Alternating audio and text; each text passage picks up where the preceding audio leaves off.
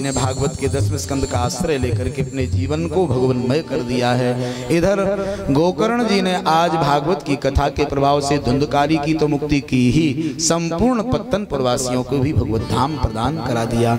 ये भागवत की कथा ऐसी है, इसीलिए अतते संप्रवक्षामा सप्ताहे श्रवणं विधिम, श्रवण की विधि को इस प्रकार से श्रवण कराया गया। इस कथा को जो भी कहता सुनता है, और भागवत की कथा संसार के संपूर्ण मनोरथों की सिद्धि तो करती ही है और मूलतः भगवान की प्राप्ति करा देती। भगवत प्राप्ति का मूल साधन भगवान भागवत की कथा है। इस प्रकार से श्री शनकादिक ऋषियों ने देवर्षि नारद को सप्ताह विधि का विधान कहा, और अब भागवत भगवान के प्रथम स्कंद के प्रथम अध्याय के प्रथम श्लोक में हम सब प्रवेश करेंगे। तो बड़े भाव से सभी ध्यान दीजिएगा। अब भागवत में प्रवेश किया जा रहा है। ये तो महात्मा की कथा कल से आज तक आप सुन रहे थे। तो भागवत भगवान में प्रवेश करते ही जैसे ही प्रथम श्लोक को देखा है, तो यहाँ भगवान की स्तुति की गई, भगवान का ध्यान किया गया। तो ध्यान करते समय क्या कहते हैं, भगवान को कारण स्वरूप बताते हुए भगवान भागवत में श्री व्यास जी कहते हैं, जन्माद्यस्य यतोन्वयादितरितस् चार्थे स्वभिज्ञा स्वराट् तेने ब्रह्म हृदय आदि कवये मुह्यन्ति यत्सूरया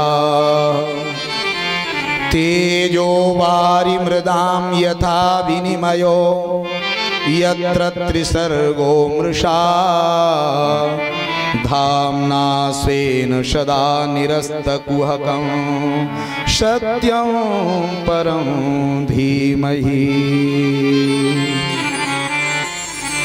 जन्माद्यस्य तोन्वया, कहते हैं ये ब्रह्म सूत्र का सूत्र है, जन्माद्यस्य और यताह। तो जन्माद्यस्य माने ये भागवत भगवान के प्रति संकेत है श्री वेद व्यास भगवान का, कि भागवत को आप वेद से विलग न मानिए। वेद के ही सूत्र, वेदांत के ही सूत्र, ब्रह्म के ही सूत्र यहाँ ओतप्रोत हैं संपूर्ण। जैसे कोई वस्त्र को देखे और एक धागे को देखे, तो धागे को देख करके वस्त्र को विलग न माने। ये वस्त्र क्या है, संपूर्ण धागे ही आड़े सीधे गए हुए हैं, उन्हीं की आकृति से, उन्हीं के मेल से एक वस्त्र बना है। यदि प्रत्येक धागे को वस्त्र में से अलग कर दिया जाए तो वस्त्र वस्त्र नहीं रह जाएगा, वस्त्र की सत्ता समाप्त हो जाएगी। इसी प्रकार से ब्रह्म सूत्र ही श्रीमद् भागवत में निहित हैं। संपूर्ण ब्रह्म सूत्रों का ही ये भाष्य है, उसी का अर्थ है। केवल हमें जानने के लिए भगवान श्री वेद व्यास ने कृपा की, देवर्षि नारद की प्रेरणा से इसको सरलतम रूप में देकर के हम सबका कल्याण हो, इस भावना से इन सूत्रों को थोड़ा सरल कर दिया, सरलार्थ कर दिया। तो क्या कहते हैं, जन्माद्यस्य यतः, यतः जिसके द्वारा जन्म आदि होता है।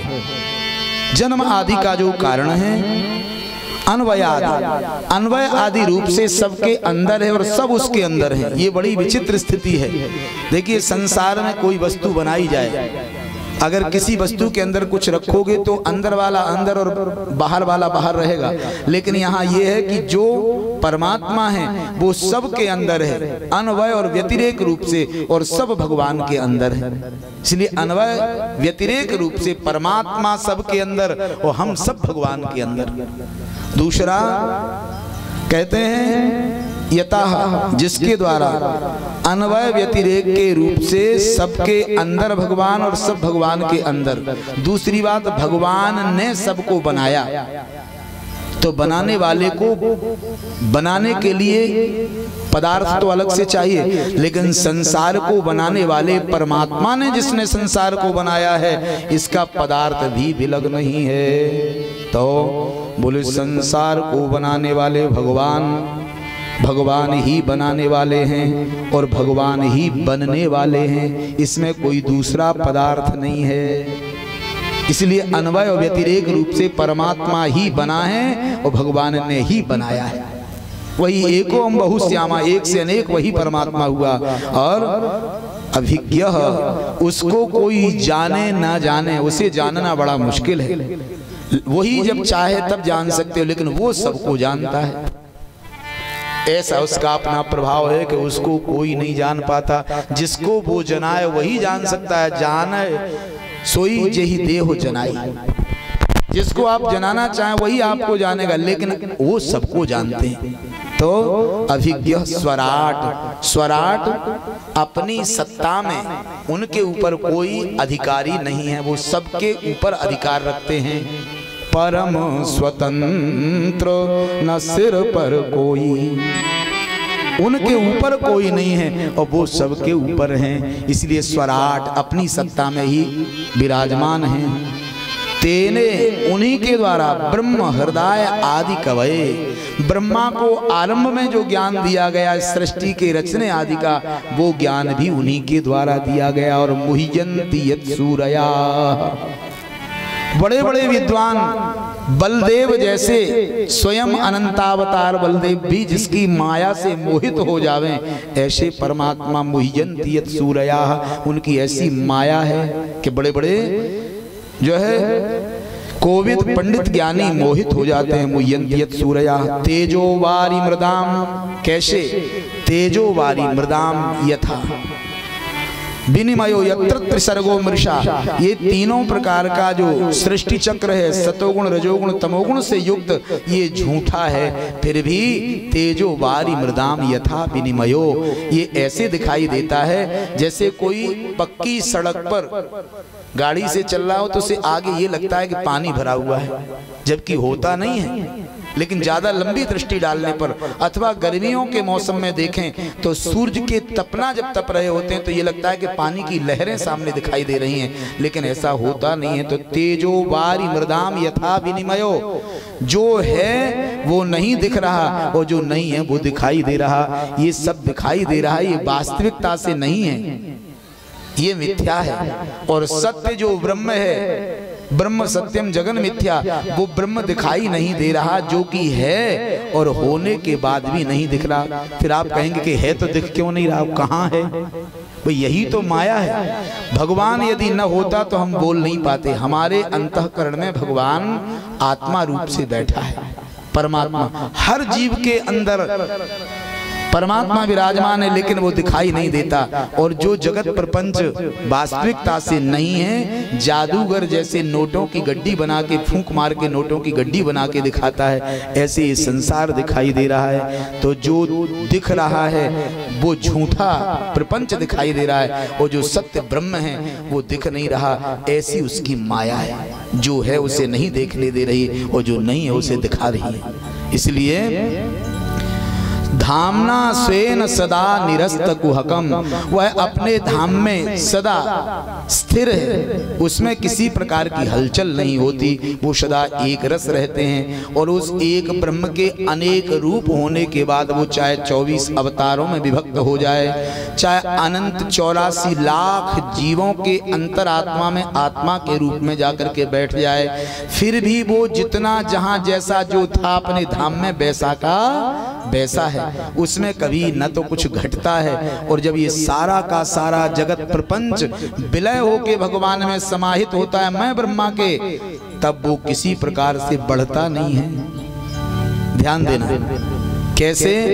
ठीक वैसे जिसको कक्षा 2 में भी गणित अगर पढ़ा होगा तो ज्ञान होगा कि एक शून्य में से सैकड़ों शून्य घटाओ तो क्या बचेगा? शून्य। और शून्य में लाखों शून्य जोड़ दो तो भी शून्य बढ़ता नहीं, बड़ा नहीं होता, शून्य शून्य ही रहता है। ऐसे ही पूर्णमदः पूर्णमिदं पूर्णात् पूर्णमुदच्यते ओ पूर्णस्य पूर्णमादाय पूर्णमेवावशिष्यते। उस पर पूरे के पूरे परमात्मा को ले लिया जाए, फिर भी वो पूरा का पूरा जैसा का तैसा रहता है। और ये सारा का सारा जगत प्रपंच उसमें समाहित हो जाए, फिर भी वो घटता बढ़ता नहीं है, यथावत रहता है। इसीलिए भगवान सम हैं, अक्षर हैं, यथावत हैं। तो धामना स्वेन सदा, ये सदा एक रस रहने वाले हैं। निरस्त कुहकम, ये माया के ऊपर हैं, मायापति हैं। इनकी माया संसार में संसारियों को आवृत कर सकती है, लेकिन भगवान पे उसका प्रभाव नहीं होता। भगवान के तो आदेश का पालन हुआ करता है, इसलिए निरस्त कुहकम, माया से रहित वो अपने धाम में विराजमान हैं। उन्हीं को सत्य कहा जाता है और उन्हीं सत्य का हम ध्यान करते हैं। सत्यम परम धीमहि। अब यहाँ कहा गया है कि किसी का नाम नहीं लिया, ना तो ये कहा कि कृष्णम परम धीमहि या रामम परम धीमहि या शंभुम परम धीमहि या अम्बाम परम धीमहि। इस छंद में अगर किसी का नाम भी लिख देते तब भी ये छंद की विकृति नहीं होती, लेकिन नाम क्यों नहीं लिखा?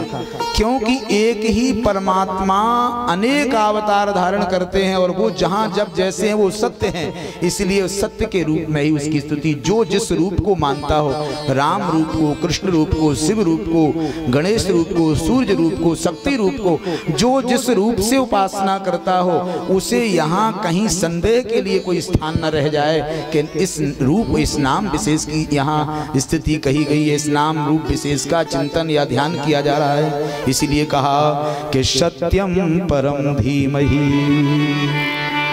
अब यदि कोई भूत प्रेत को भी मानता है, खाती बाबा को भी मानता है, तो वो भी यही कहेगा कि हे तुम ही सत्य हो। तो जो जिस रूप में भगवान को सत्य माने, यहाँ उसी सत्य का ध्यान किया जा रहा है। सत्यम परम धीमहि। आगे धर्म की चर्चा करते हुए कहा क्या?